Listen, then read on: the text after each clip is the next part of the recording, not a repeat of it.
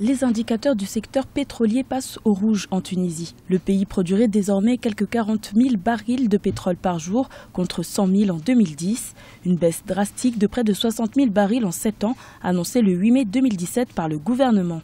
Une situation qui impacte fortement la contribution des entreprises pétrolières au budget de l'État. Bien que la Tunisie ne se présente pas comme l'un des producteurs gros calibre sur le double plan régional et mondial, le secteur de distribution de carburant fournit 15 000 emplois en favorisant 800 points de distribution de produits pétroliers, outre un potentiel de 500 emplois supplémentaires. Selon les autorités, les mouvements sociaux de ces 6 dernières années, la chute mondiale des prix du pétrole et l'absence d'un cadre juridique pour réguler le secteur pétrolier tunisien seraient à l'origine de cette baisse de productivité nationale.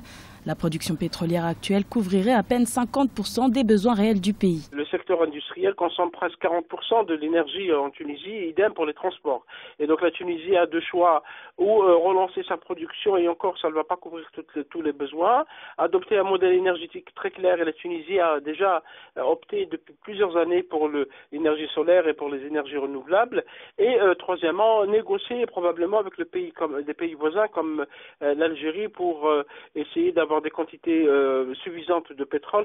Classée au 58e rang dans le classement mondial des pays producteurs de pétrole, la Tunisie est connue comme un pays à production de pétrole relativement faible.